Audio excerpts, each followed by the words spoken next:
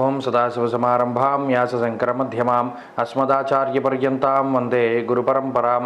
జ్యోతిషశాస్త్రాన్ని భావితరాల వారికి ప్రసాదించిన ఋషుల యొక్క పాదపద్మాలకి నమస్కారం చేసుకుంటూ, అలాగే నాకు ఈ జ్యోతిష విద్యను నేర్పిన గురువర్యులు జ్యోతిష బ్రహ్మ కీర్తిశేషులు శ్రీ ఈరంకి సూర్యనారాయణమూర్తి గారు, సూర్యశ్రీ దైవజ్ఞ గారి యొక్క పాదపద్మాలకి నమస్కారం చేసుకుంటూ, ఓం శ్రీ మహాగణాధిపతి నమః, శ్రీ గురుభ్యో నమః, హరి ఓం. వీక్షకులందరికీ నమస్కారం.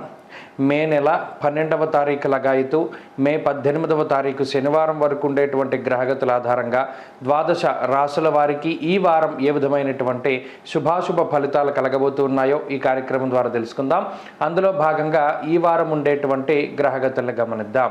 ఈ వారంలో 14వ తారీఖున రవిగ్రహం యొక్క మార్పు వృషభ రాశిలోకి జరుగుతూ ఉన్నది. రవిగురులు వృషభ రాశి యందు సంచారం చేస్తూ ఉండగా మేషరాశి యందు శుక్రబుధులు, అలాగే మీనరాశి యందు కుజరాహువుల యొక్క సంచారం ఉన్నది.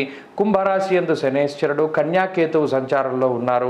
ఈ వారంలో చంద్రుడు మిథునం, కర్కాటకం, సింహం, కన్యా రాశుల యందు ఆయన యొక్క సంచారాన్ని కొనసాగించబోతూ ఉన్నారు. ఇటువంటి పరిస్థితుల్లో ద్వాదశ రాశుల వారికి ఏ విధమైనటువంటి ఫలితాలు కలగబోతున్నా తెలుసుకుందాం. అందులో భాగంగా మకర రాశి వారికి ఈ వారం సానుకూలమైనటువంటి వాతావరణం గోచరిస్తూ ఉన్నది. ప్రత్యేకించి చతుర్థ స్థానమందు శుక్రబుధులు యోగిస్తూ ఉండడం, తృతీయ స్థానమందు కుజుడు అనుకూలంగా ఉండడం, పంచమమందు గురుడు యోగిస్తూ ఉండడం, అలాగే చంద్రబలం ఉండడం, వెరసి దాదాపుగా 5 గ్రహాలు చాలా కాలం తర్వాత ఈ రాశి వారికి యోగిస్తూ ఉన్నారు.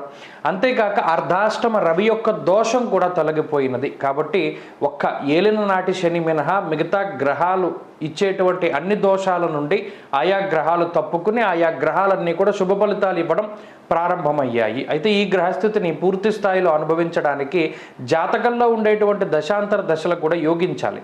జాతకంలో దశలు బాగా లేకపోతే ఈ గోచారంలో మకర రాశి వారికి ప్రత్యేకించి మే 1 నుండి వస్తూ ఉన్నటువంటి ఈ అత్యంత శుభదాయకమైనటువంటి ఫలితాలని వారంత తొందరగా అనుభవించలేకపోతారు. ఈ విషయాన్ని ఎక్కువగా దృష్టిలో పెట్టుకోవాలి. ప్రత్యేకించి ఈ వారంలో అటు అర్ధాష్టమ రవి దోషం తొలగిపోవడం వల్ల గత కొద్ది రోజులుగా వాయిదా పడుతూ ఉన్నటువంటి ప్రయాణాలు కానీ, లేదా కుటుంబ సభ్యులతో మీరు వెళ్ళవలసినటువంటి విహారయాత్రలు, తీర్థయాత్రలు, వినోదయాత్రలు ఏవైతే ఉన్నాయో వాటిని తిరిగి మరలా ప్రణాళికాబద్ధంగా ప్రారంభించి చక్కగా ఆయా యాత్రలు చేయగలుగుతారు. కుటుంబ సభ్యులతోటి కలిసి ఉండగలుగుతారు. కుటుంబ సభ్యులతోటి ఆనందదాయకమైనటువంటి సమయాన్ని, బంధువర్గంతో, మిత్రవర్గంతో ఆనందదాయకమైనటువంటి సమయాన్ని అనుభవించగలుగుతారు. అలాగే ఆర్థిక పరమైనటువంటి స్థిరత్వం ఏర్పడుతూ ఉంటుంది. గత కొద్ది రోజులుగా ఏదైతే ఆర్థిక ఇబ్బందులతోటి బాధపడుతూ ఉన్నారో ఆ ఇబ్బందుల నుండి బయటపడడం, ఆదాయ మార్గాలు పెరిగేటువంటి విధంగా ఈ గ్రహస్థితి ప్రోత్సహించడం, అలాగే ఉద్యోగ వ్యాపారాల్లో ఎదుగుదల, ప్రమోషన్లు, ఊహించినటువంటి లాభాలు అనేటువంటివి మకర రాశి వారిలో ప్రత్యేకించి కనబడుతూ ఉన్నాయి. కొద్దిపాటి మాట పట్టింపులు, విభేదాలు, ఇతర వ్యక్తులతోటి చిన్నపాటి గొడవలు ఉన్నప్పటికీ కూడా ఏవైతే ఆర్థిక స్థితిగతులు, ఆరోగ్య పరిస్థితులు, కుటుంబ పరిస్థితులు ఏవైతే ఉన్నాయో అవన్నీ కూడా చాలా మెరుగ్గా ఫలితాలను ఇస్తూ ఉంటాయి.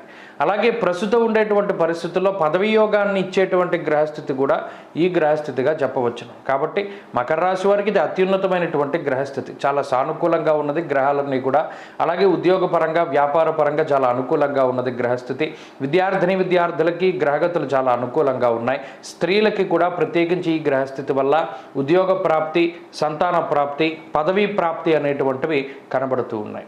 కాబట్టి మకర రాశి వారి ఈ వారం మరింత అనుకూలమైనటువంటి ఫలితాలని సాధించడానికై విఘ్నేశ్వరుని యొక్క ఆరాధన చేస్తూ ఉండడం చెప్పదగినటువంటి సూచన. ఈ వారంలో కలిసొచ్చేటువంటి రోజు బుధవారంగా చెప్పవచ్చును. అదృష్ట సంఖ్య 4, అదృష్ట వర్ణము ఆకుపచ్చ. తదుపరి కుంభరాశి.